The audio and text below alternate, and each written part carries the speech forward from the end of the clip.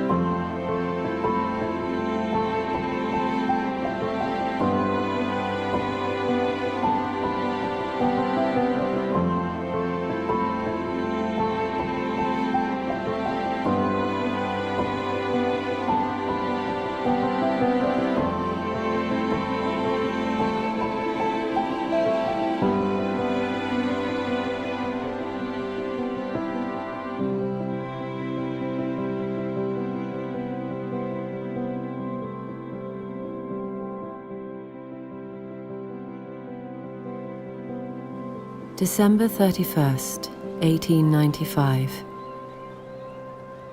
Sunset is coming on with wonderful effects of light and colour. As the sun sinks, they deepen and glorify beyond any possibility of putting on paper. How the angels must watch when that light reaches a new spot on this earth that God so loves.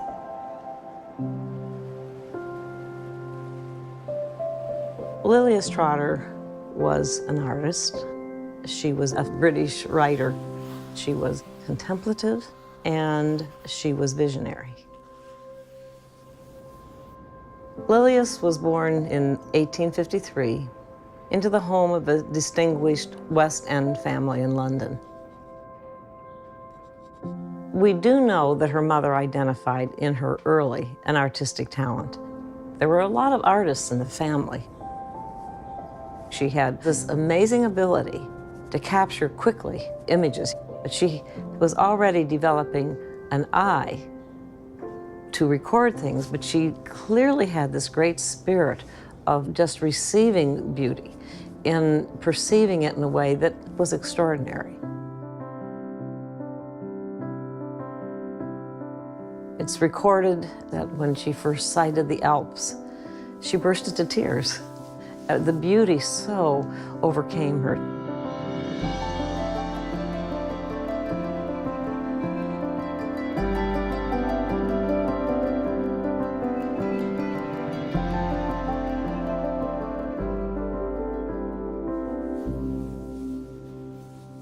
But life changed enormously for her when at the age of 12, her father died.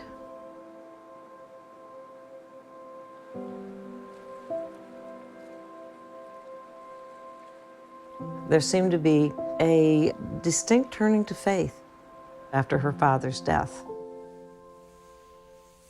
That she was seeking a comfort of her heavenly Father in the absence of her earthly father.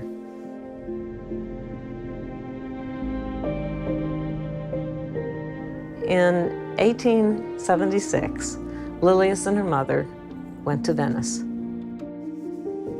Soon after checking in, her mother heard that John Ruskin was also residing at the hotel. Ruskin was the leading arbiter of art for the Victorian age. Lilias's mother worked up her courage and wrote a note.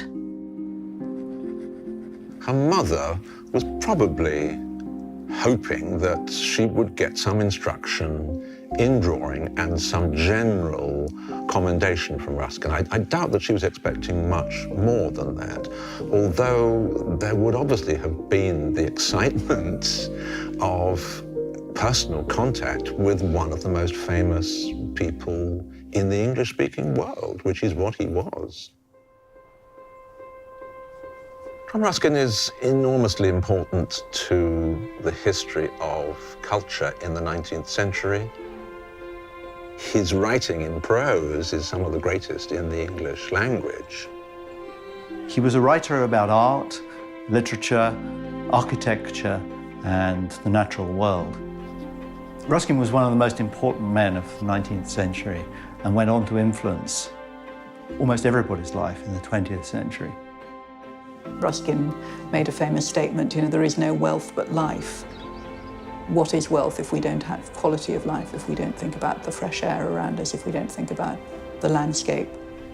Ruskin became an authority whose opinion was always to be taken seriously.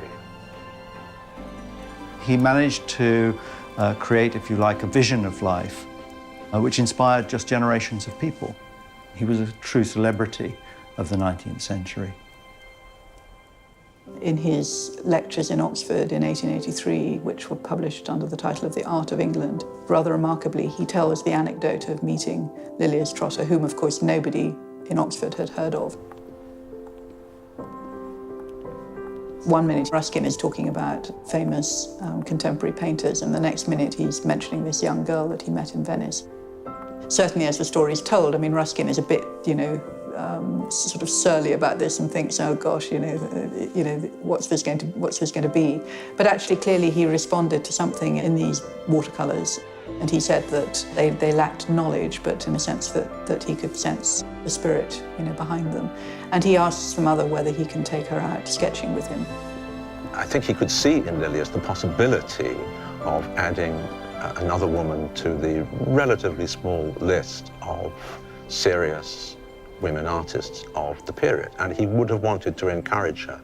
He's deliberately challenging the conventional understanding of what great art actually is, if you like. Come and look. These coloured pages are with one and the same intent, to make you see. Many things begin with seeing in this world of ours.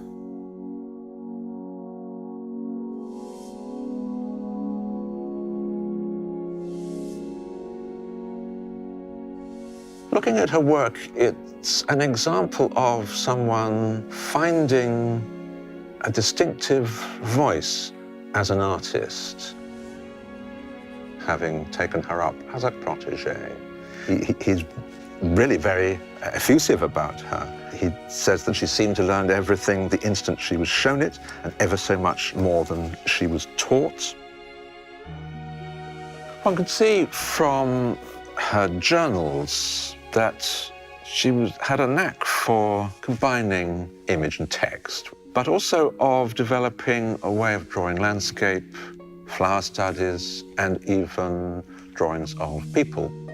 One soon comes to realize, if you see something like this over a period of time, that this can only be by Lilias Trotter. And establishing that kind of distinctive voice is really quite a considerable achievement for a relatively little-known artist.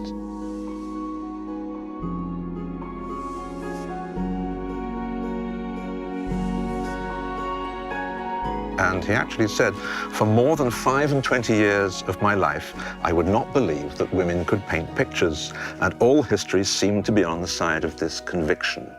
But I was wrong in this established conviction of mine: women can paint.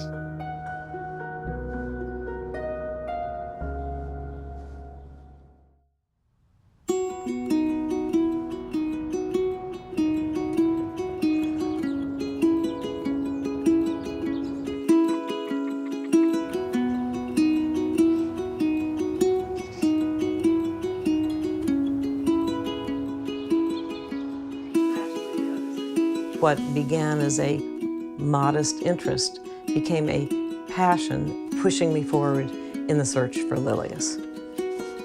Now, this is the day before search engines. It was through post and through phone that eventually led me across the ocean to England to search out museums and archives.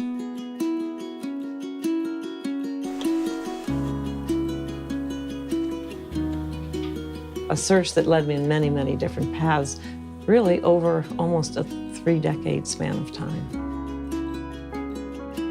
And I will agree that there was an obsessive quality about it that concerned some of the people closest to me. I can't imagine anyone else knowing more about Lilias Trotter than Miriam. We'd be getting ready for bed, and I'd say, now, am I with Miriam or Lilias?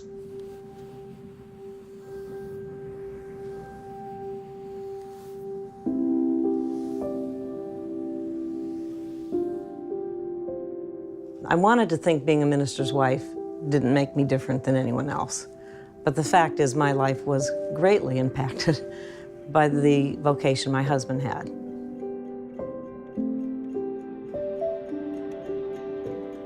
And so there was a sense in which, in my early years, I was very isolated with little children, and I discovered that I could travel outside my confines through books and through art.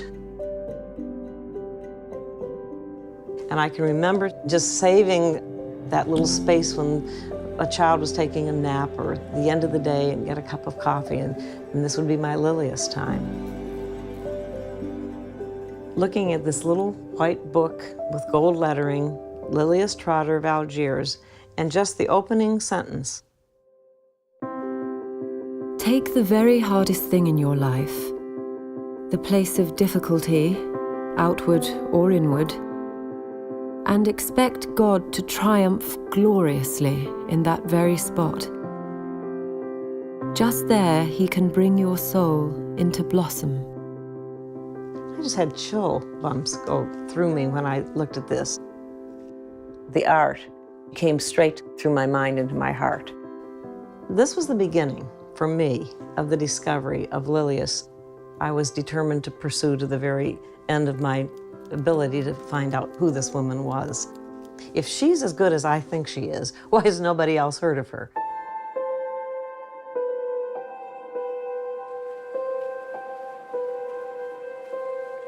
There lies before us a beautiful possible life, one with a passion for giving that shall be poured forth to God, but spent out for man.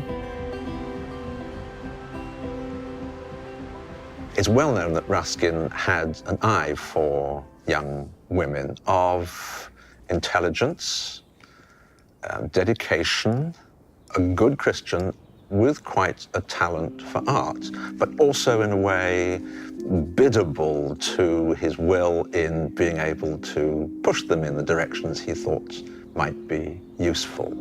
Lilias fitted all the requirements. She was clearly a very quick pupil. From that point on, he draws her into his circle. It's hard to appreciate what that could have meant for her to be being coached by the master.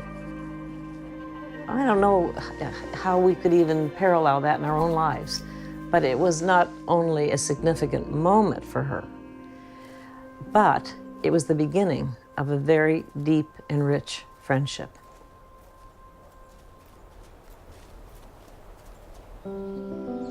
Ruskin has said, and I believe it true, the greatest thing a human soul ever does in this world is to see something and tell what it saw in a plain way.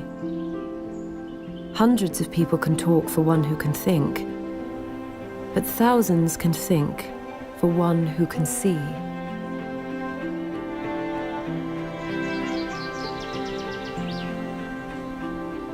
There's a practice of looking and trying to understand your surroundings on a daily basis that was simply natural to both Lilias and Ruskin. It may have been encouraged and developed by Ruskin, but it was probably there in Lilias's work to begin with.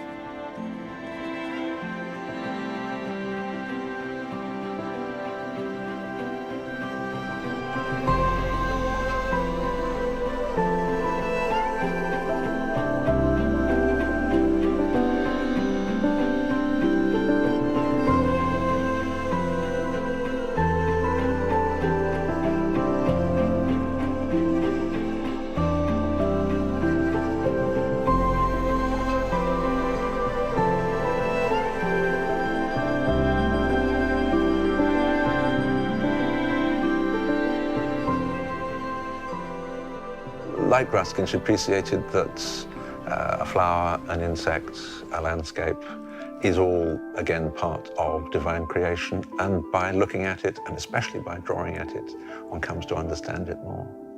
It's looking at the world with such intensity that you not only see how beautifully and precisely it's made, if you like, the scientific view of nature, but you also begin to see the meaning that it has for you in terms of your own personal spirit, your soul, by virtue of the intensity with which you experience it.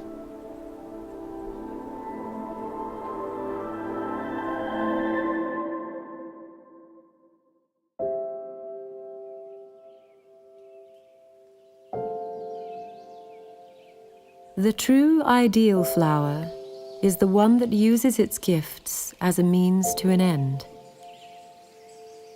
The brightness and sweetness are not for its own glory. They are but to attract the bees and the butterflies that will fertilize and make it fruitful. For it is more blessed to give than to receive.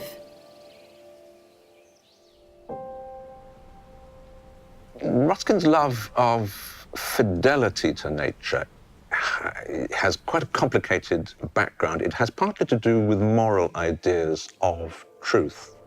And of course, in looking at nature, you're looking at divine creation. And in the way in which he wrote and spoke, as it were, from the pulpit, he had the same kind of standing as a church leader. However, on a personal level, he was always a difficult man. Geniuses always are. They tend to lead very odd lives because they are out of the ordinary. When he bought Brantwood in 1872, Ruskin was trying to escape celebrity that they created around him, became something almost of a burden. And he needed, particularly for his own personal sanity, to retreat to the countryside, somewhere quiet, where he could continue to work, and also where he could reconnect with nature, because at the heart of his writing, getting back to nature was always a really important part of it, understanding, if you like, where we come from.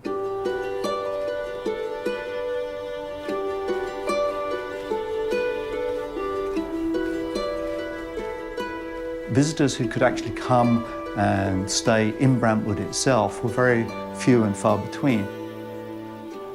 So it's interesting that Lilias did stay. She was here with Ruskin in the place that was most precious to him. So it must have been incredibly exciting for this 20-something-year-old girl to come to a house like this, surrounded by people who are painting and writing.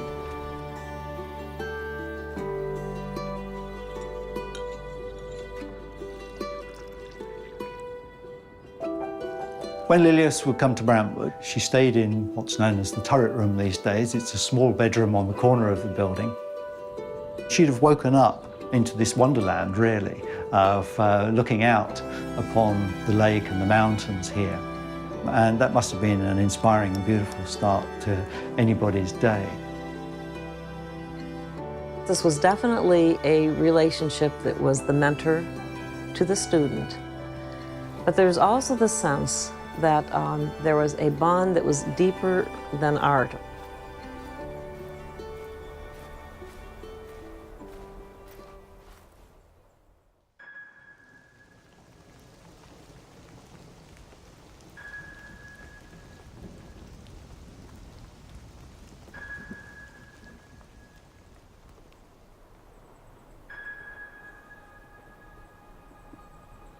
The most tantalizing and yet frustrating aspect of my search, bar none, were the missing letters that Ruskin wrote to Lilias. That begins a search that has been going on for 2 decades. When I began to pursue Ruskin scholars to see if I could find anything out about Ruskin and Lilias, they were welcoming anything I could tell them. Lilias was a missing piece in Ruskin research. I can't even tell you the effort and amount of time that I spent and the leads that were followed, and they all came to a dead end.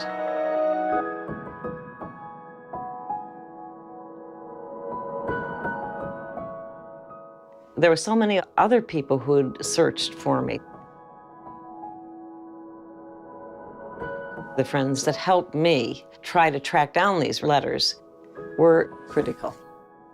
I was thinking about Miriam's obsession earlier with Lilias Trotter, and I had this image suddenly of a terrier that just goes down that rabbit hole determined to get the prey.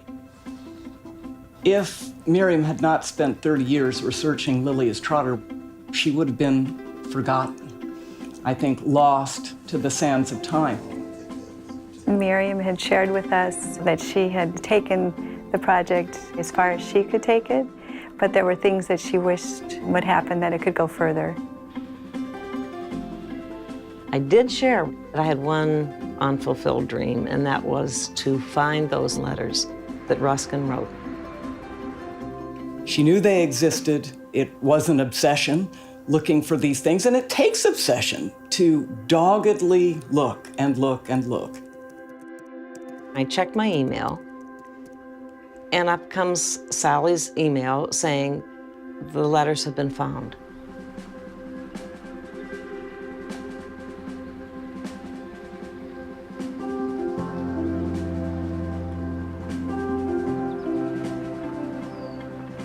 So now that network of detectives have come together in this wonderful moment. Just the few letters that I've looked at start out with "Darling Lilias," "You darling Lilias." Where are you to be this summer? Write again directly, please. I can't at all tell you how lovely I think your drawing. You show great gain in landscape power in these last two books. I pause to think how I can convince you of the marvelous gift that is in you. My dear child, you must come and see me. I can show you many little things in no time. And besides, I want to thank you for praying for me. Ever affectionately, your John Ruskin.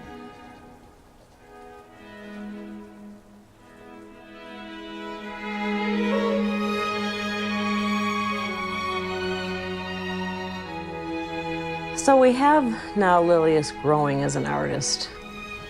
We have this relationship that clearly was of all importance to her. But there was a challenge because there were some other things entering into her life. There was kind of a movement taking place, a spiritual awakening among London society. She's in a very intense religious culture, which was developing both spiritually and in terms of practical mission work, responding to the conditions of the poor, both in the inner city in London.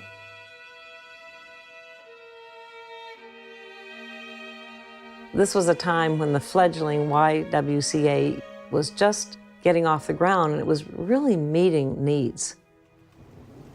Lilias's heart was definitely drawn to the poor of London, and particularly to the women. She did things that were actually very dangerous. She would go down to the Victoria Station, and she would minister to the prostitutes and try to get them off the streets and into a place where they could have good food and shelter, but also be trained in respectable, marketable skills.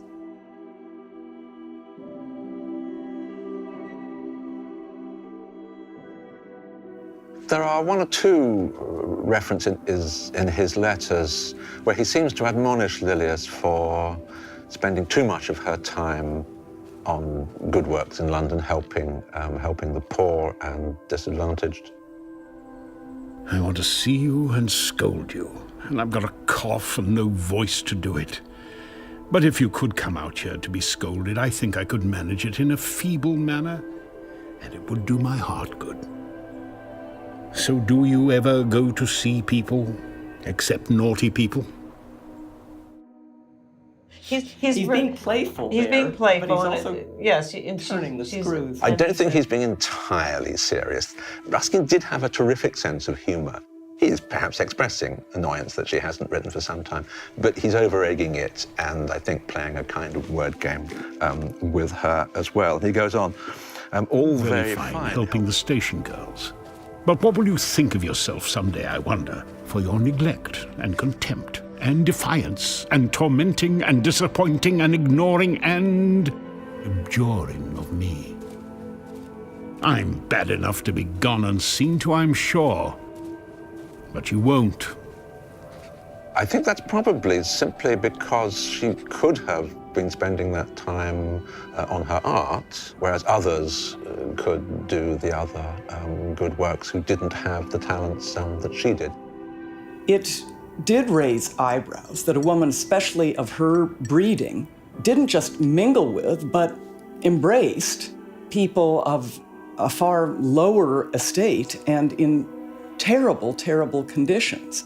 I think a lot of people thought she was risking her own safety and her own health to be doing this. She had a heart of love, and it was a love that transcended any kind of social, economic barrier. Ruskin saw that and admired it, and he encouraged that, but he was beginning to see this as in competition with her art. And of course it was. This was brought to a point of crisis. She's there at Brentwood with John Ruskin. He put to her what her future could be. Ruskin says I could be England's greatest living painter, that I could do things that would be immortal.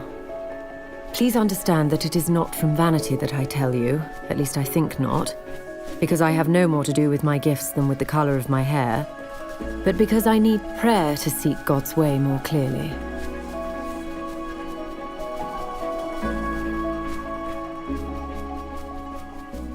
She understands what he's offering her, and it's speaking to something she loves. She now had the great crisis of her life, and that crisis was, what is the role of art going to be in my life?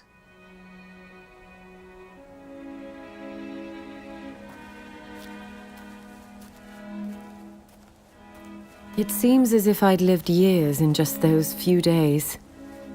At first, I could only rush about in the woods, as if in a dream. Since then, it's been an almost constant state of suffocation, half intoxication, so that I can hardly eat or sleep, except by trusting the Lord about it.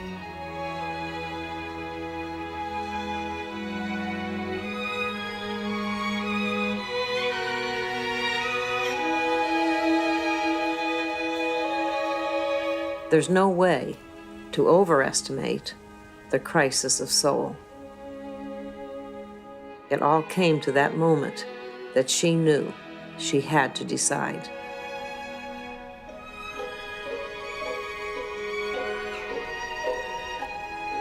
I see as clear as daylight now. I cannot give myself to painting in the way that he means, and continue still to seek first the kingdom of God.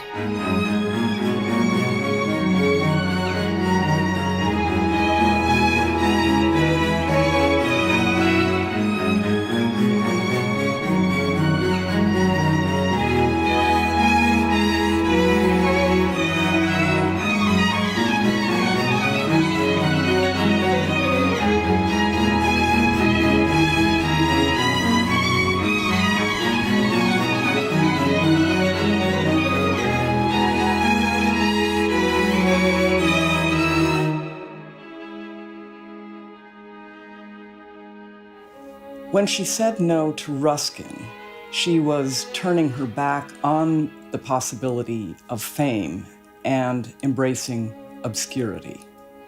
It's a very rare thing to do.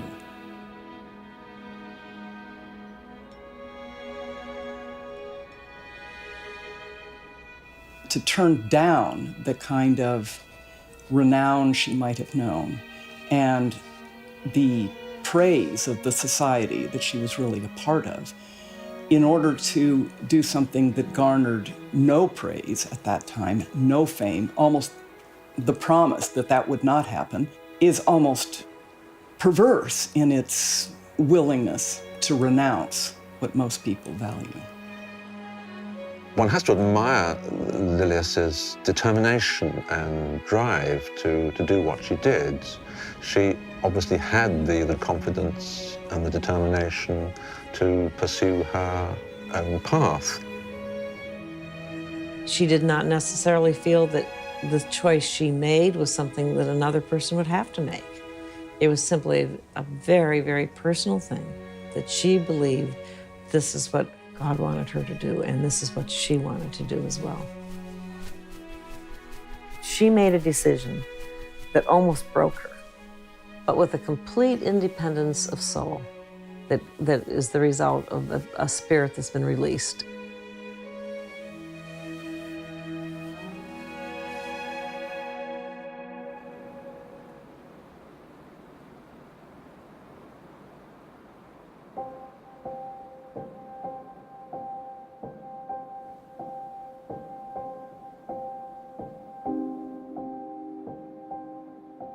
There was a certain amount of torment for him to see the course she was taking, and his heart was broken.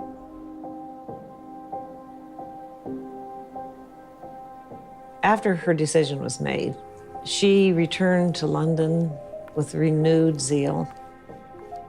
Her life in service just flourished.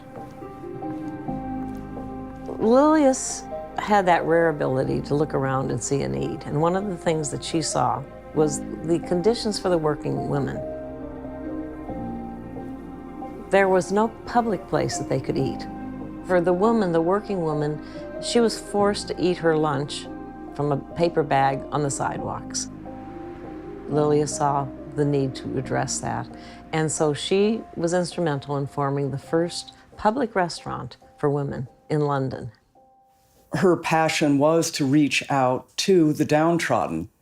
She used all of her imagination to create environments for these people where they could be treated with respect and as worthy human beings.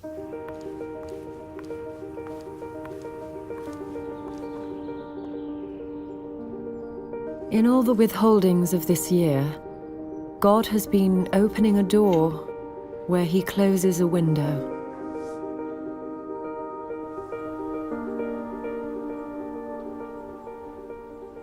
She continued with her art, and she continued to go up and visit Ruskin, and he continued to complain. Okay, that's where we are. So now he sees his lovely Lilius wasting her beautiful gift. Here he says, the sense of color is gradually getting debased under the conditions of your life.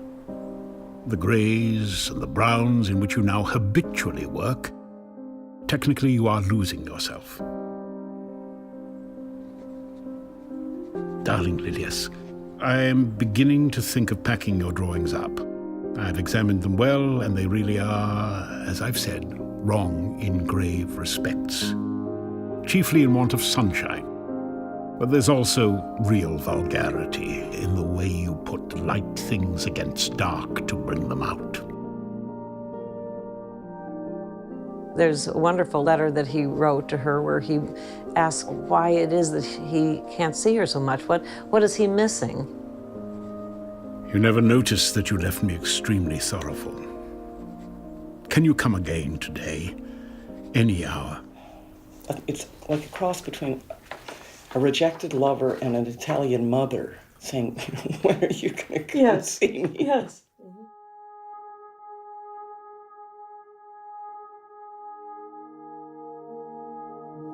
I don't think that he really believed that he couldn't win her.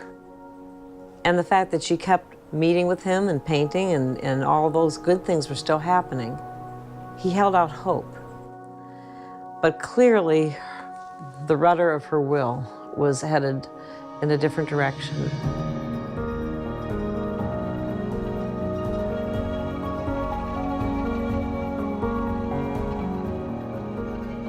There was kind of a movement taking place, a spiritual awakening.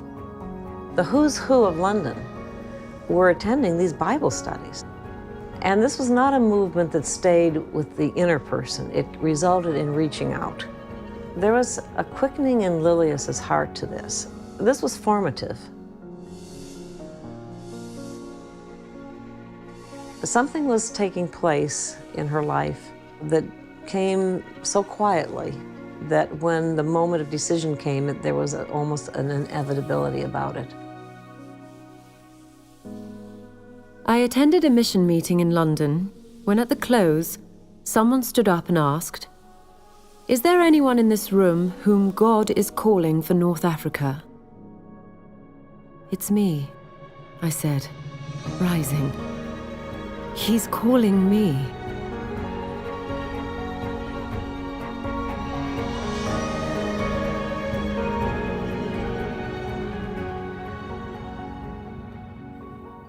My name's Sue. I'm working on the archives of some of the early mission work in North Africa. And I just think it's very good to discover that there was a band of women, single women, who felt that God was calling them to go and serve him overseas. At a time when, yes, it was quite a thing for a single woman to do. Now, the plot thickens a bit here because then she applied to North African missions and they turned her down for health reasons. She wasn't physically strong. She wrote in her diary, "No doctor would have passed us fit for this work. If God wanted weakness, he had it."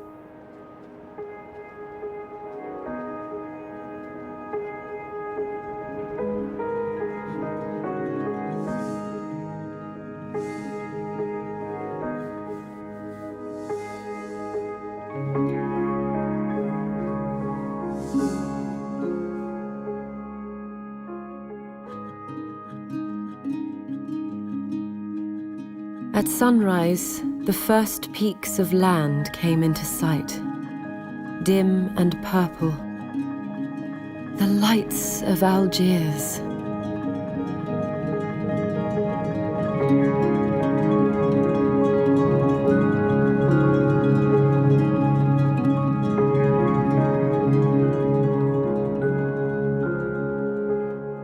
Lilius Trotter had the opportunity to become one of England's greatest painters.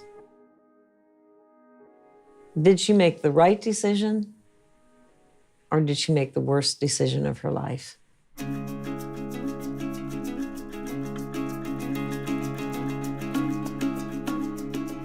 To go into an obscure and dangerous land really is a wild choice.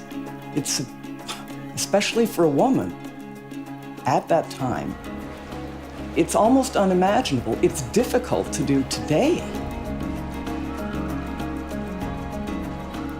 Here were these three women, and you'd almost say they were clueless. They found a home in the Kasbah, which would be the old city, and by many considered the slums. They hardly knew what they were doing or where to go. They did not know a person in Algiers. They did not speak a word of Arabic. In many ways, they were very ill-equipped from a personal point of view. Lily was brought up to have a servant awaken her in the morning with a cup of tea. They sort of marveled in their ability to do these things on their own.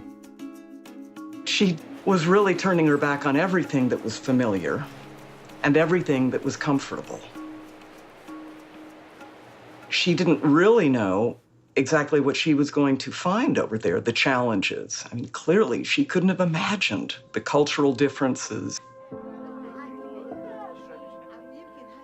Oh, we do so long to speak Arabic.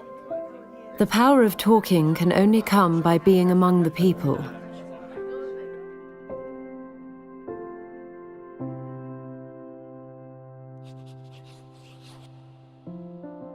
Lilius kept an almost daily record in diaries and journals of her life in Algeria. What's so amazing about this record is not only is it a written record, but it's a visual record. Sketches, and there were photographs documenting stories of adventure and the amazing stories of her life in North Africa. Lilius's first contact with the people in the Kasbah was through the children. Her joy was complete when she could wake up in the morning and go out in the streets and talk to the people. There were parapets on their windows that she could actually reach out and touch the hands of somebody on the other side. Her early years was establishing a base in Algiers and also drawing people to that ministry, providing classes for children, for women. Her heart was very much with those women and became involved in their struggles. The role of the woman was not a very pretty thing in this culture at that time. The women would come to her with their stories.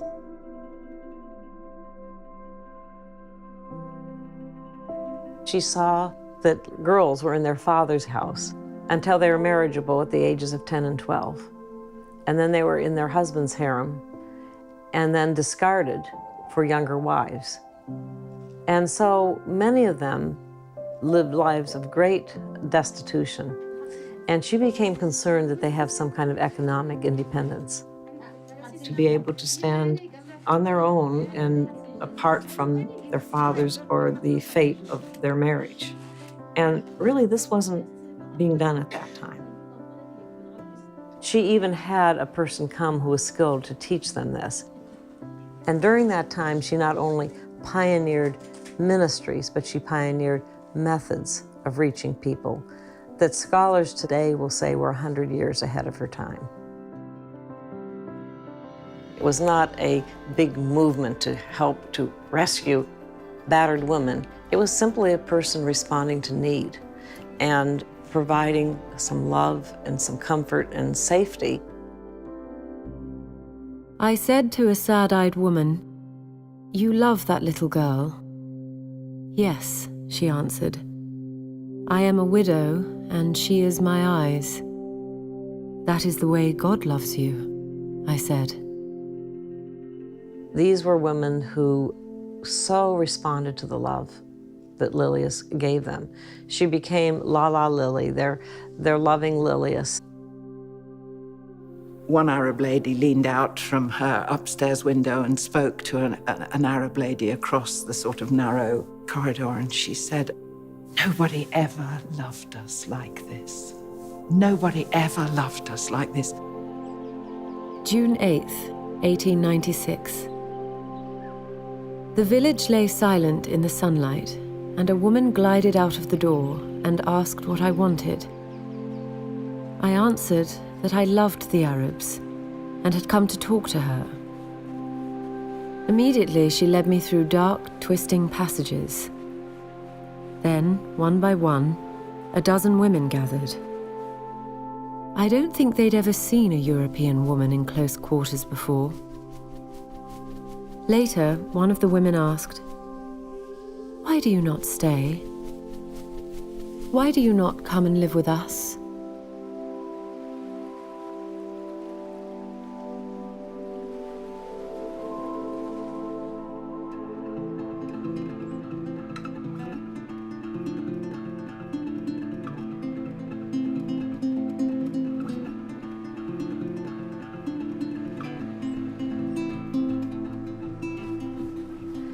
What are these women to do in a country that was a French colony that resented English people, coming to the Arab Muslim world that resented Christians?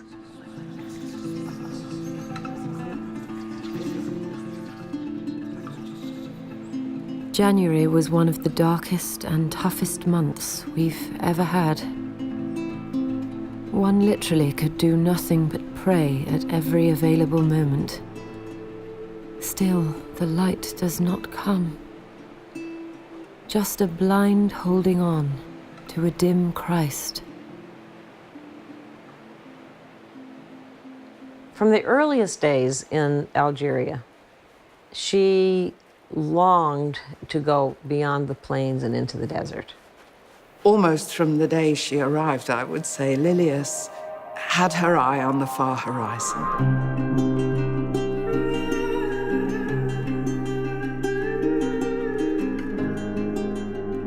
Looking on and on, the desert stretched away like a great sea. One looks and feels as if in a dream. The desert is lovely in its restfulness. Everything is so full of God. One does not wonder that he used to take his people into the desert to teach them.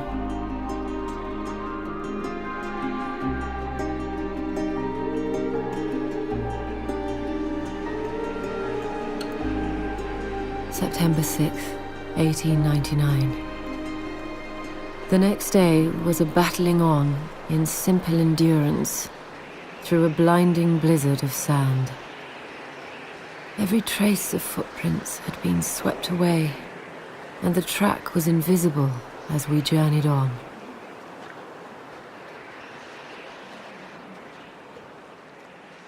I really was grappling with, was it worth it?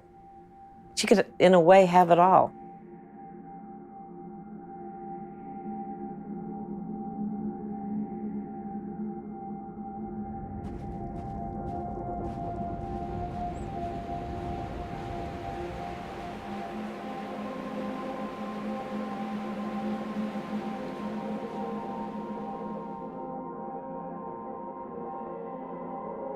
She began to develop relationships with people in the Southlands.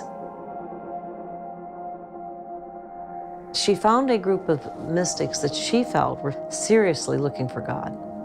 To know Lilias' story, you have to know the bond that she established between the Sufi mystic brotherhood.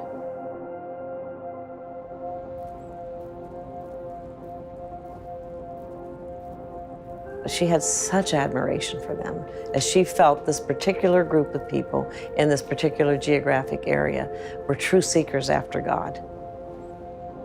She totally related to them as they sought the way.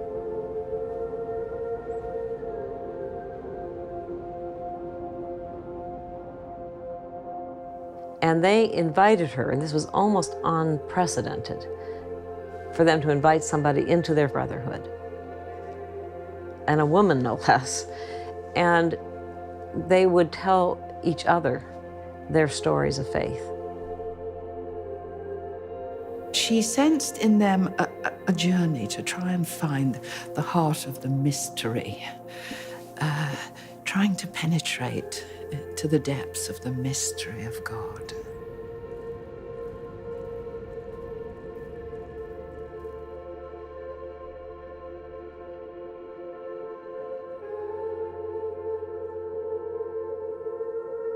In many ways, Lilias is a role model of what it is to interact with the culture, to respect it, to honor the people, and to value them, and to see herself as learning from them. And so that it wasn't me bestowing my goodness upon you, as much as us coming together and coming alongside and learning from them even as they learned from her.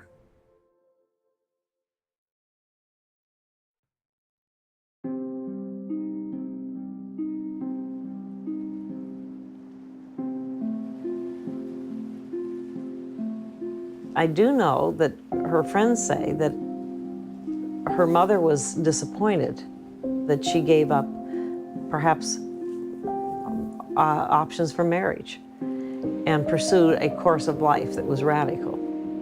It's interesting to me to note that she did not go to Algeria until after her mother's death. My dearest Lilias, I asked you a grave question 2 years since or thereabouts. You said you must pray over it, and never answered a word. Ever, your much enduring J.R. See, the colleagues of Lilias claim to know firsthand that John Ruskin offered his hand in marriage to Lilias.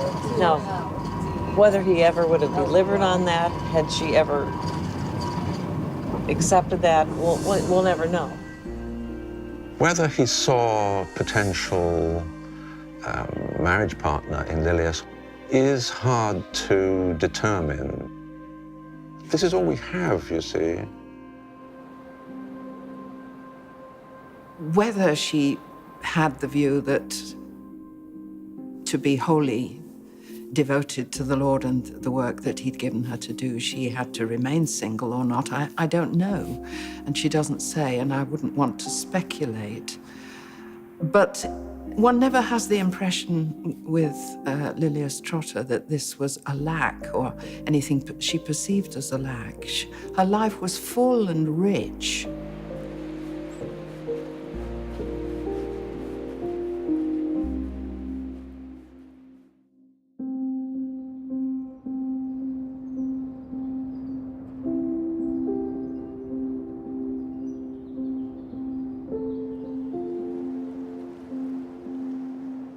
Probably at present the only person likely to help me in my chief difficulties and lost ways. So please, think much of what I told you, and follow on your own path happily the light I cannot find. Ever affectionately. Write as often as you can. J.R.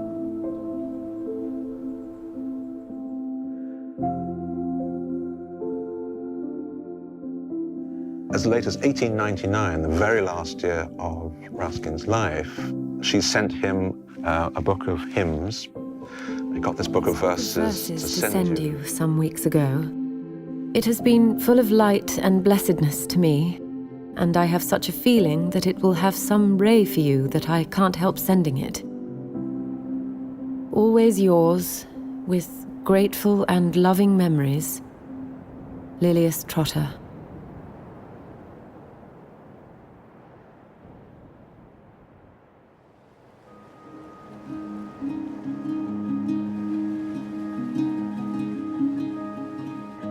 The thing that dogged me most was the thought that she'd given up her art. Oh, how good it is that I have been sent here to see such beauty. There is a peculiar loveliness about the art of saints, and a peculiar joy. For the artist, more than other men, has the power in forgetting himself in what he sees.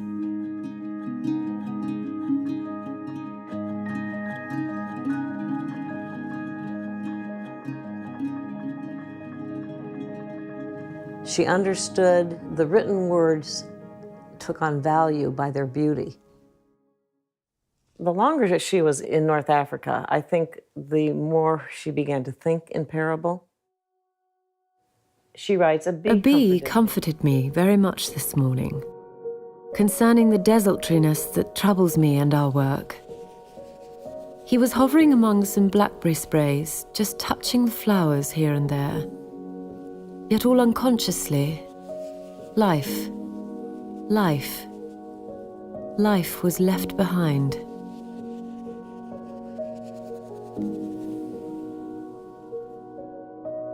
Today's first lesson was in these little mountain paths.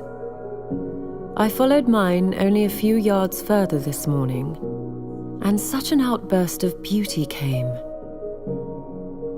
You can never tell to what untold glories a little humble path may lead if you follow far enough.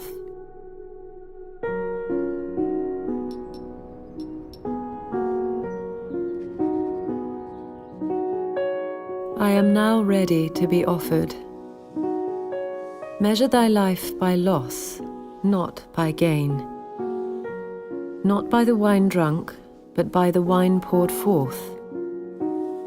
For love's strength standeth in love's sacrifice, and he who suffers most has most to give.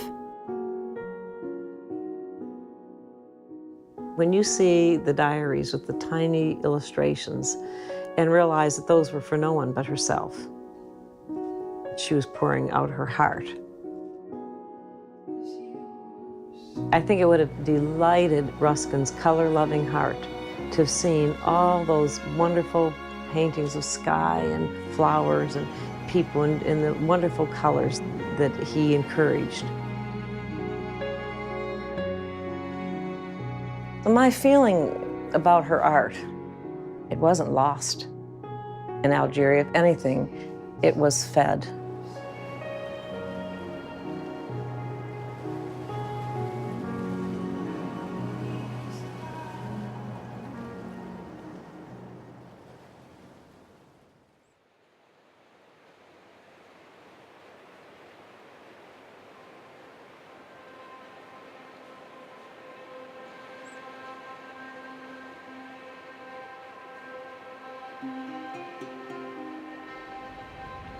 This quality that drove her and made her do some incredible things had a flip side to it.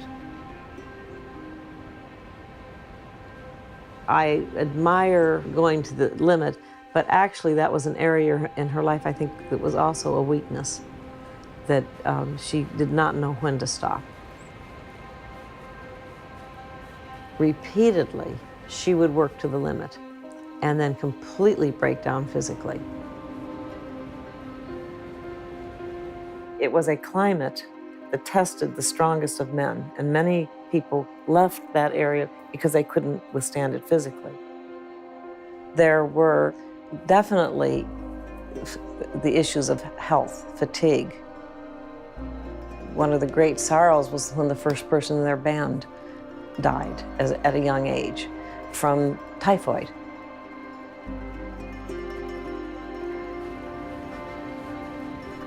In reading her diaries, I felt her struggles and her humanity, an earthiness that's hard to convey in any other words but her own. Our souls have felt the scorching breath.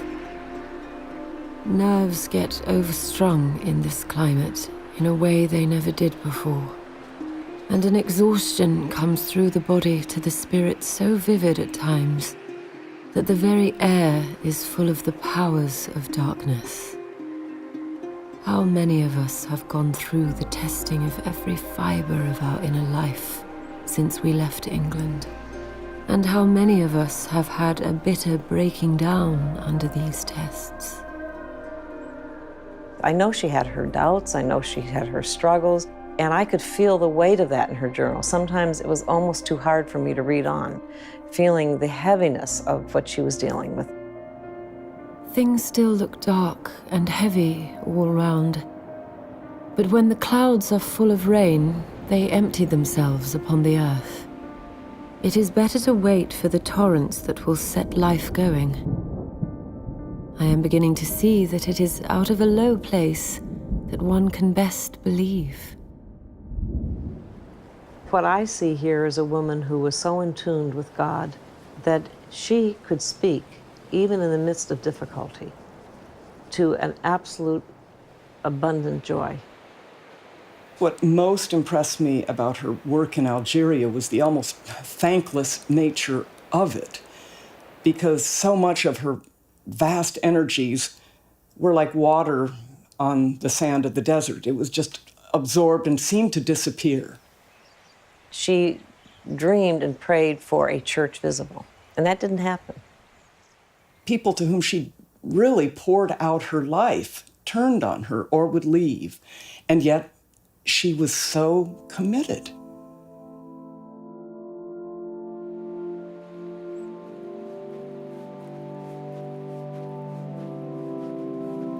Before us all dawned a new horizon. A glory in its every hardness, and in the sense that we are working for the future and its coming day. We are dreamers, dreaming greatly. In the Ashmolean Museum is a painting of a lily that John Ruskin took from Lilius's collection. The English lily thrived and was nurtured in that almost greenhouse condition.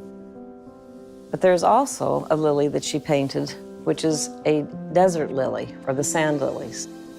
And the interesting thing about the sand lily is that it thrived in the harshest of conditions because it drew the nourishment from the bulb that had the stored energy within.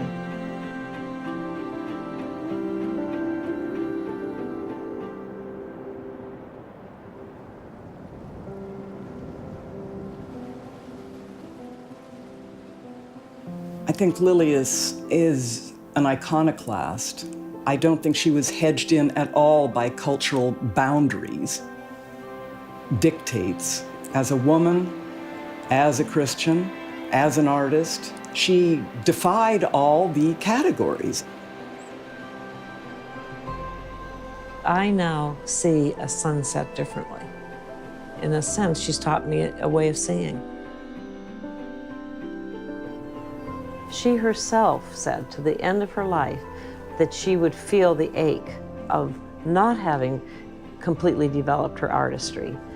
Not so much when she wasn't painting, but when she did pick up her paintbrush and realize what more she could have done.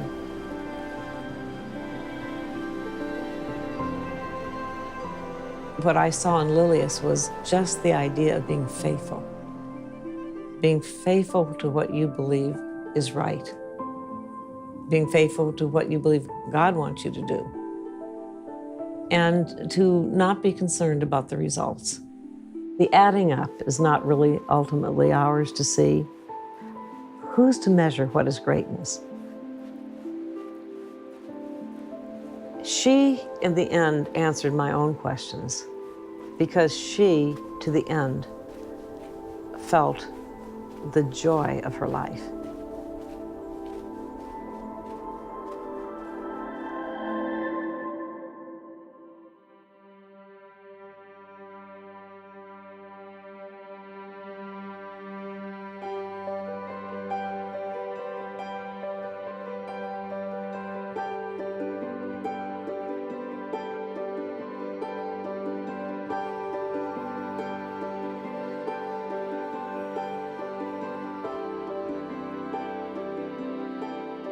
At the very end of her life, in this faint pencil, she's still scrawling sketches and images.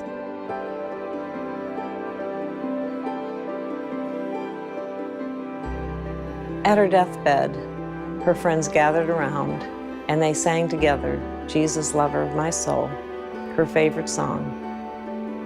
And then she looked out the window and she said, "A chariot and 6 horses." And someone said, "Are you seeing beautiful things?"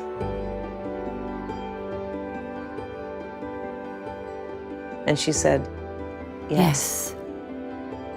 Many, many beautiful things.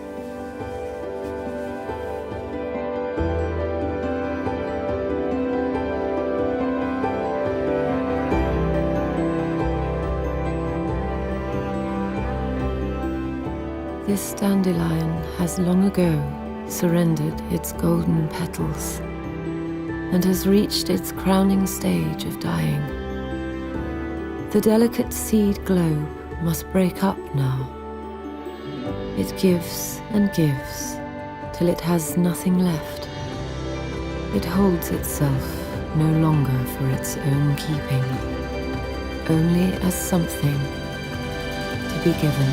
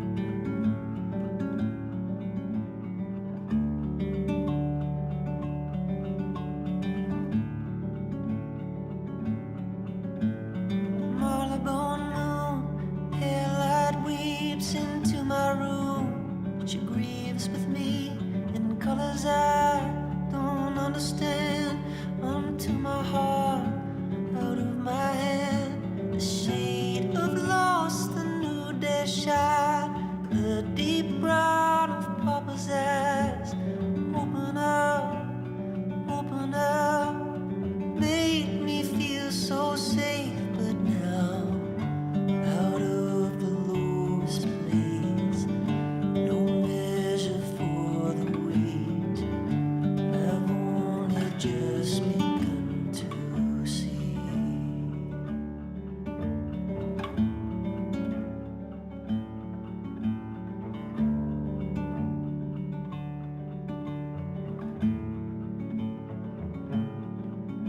Victoria Station, Welbeck Street, for shelter and something to eat.